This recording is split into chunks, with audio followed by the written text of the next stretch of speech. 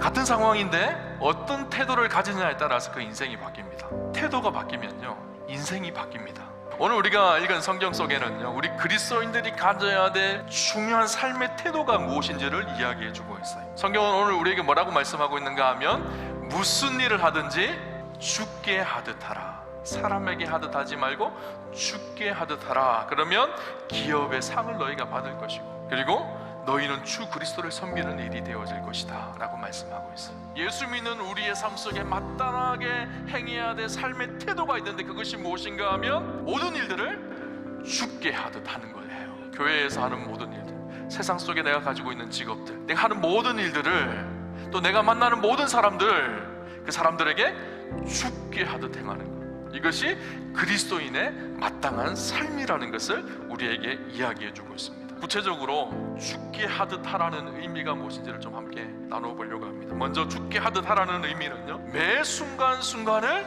성실하고 진실하게 행한다라는 거예요. 오늘 나에게 주어진 그 삶을 성실하게 최선을 다해서 살아가는 것, 여러분, 그것이 주께 하는 일이에요. 하나님 앞에서 주어진 일을 성실히 행하십시오. 주께 하듯 하십시오. 여러분, 인생에 성공을 원하시나요? 성실이라는 재료가 있어야지 성공의 길을 갈 수가 있는 거예요. 두 번째, 주께 하듯 하라는 말은요, 그 일을 정직하게 하라는 것입니다. 하나님은 의의 하나님이세요. 하나님은 불의를 기뻐하시지 않습니다. 부정직을 기뻐하시지 않으시는 분이세요. 그 하나님 앞에 오늘 우리의 삶이, 하나님은 정직하기를 원하세요. 이것이 주께 하는 삶이에요. 근데 때때로 우리가 정직하게 살려고 하다 보면 의와 이가 부딪힐 때가 있어요.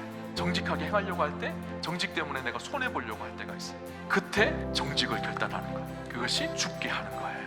우리가 그리스도인으로 하나님 앞에 정직하게 살아야 합니다. 그때 그것을 통해 하나님의 영광이 드러나게 되어지는 것이죠.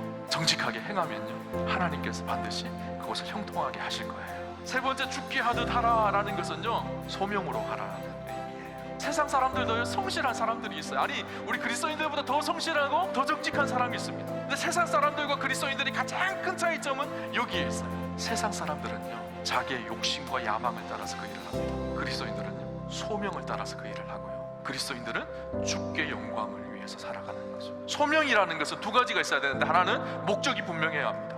하나님께 영광이라는 목적이에요. 또 한 가지는요, 삶의 태도가 분명해야 합니다. 주께 하듯 하는 삶의 태도가 있어야지 그것이 소명이 되어지는 거예요. 오늘 나에게 주어진 삶이 소명인지 야망인지 구분을 해내셔야 돼요. 그리고 하나님의 영광이라는 소명, 내 삶의 태도가 주께 하듯 하는 삶의 태도, 이것이 있는지를 확인하셔야 돼요. 그것이 우리의 소명이 되어서 하나님의 뜻을 이루어갑니다.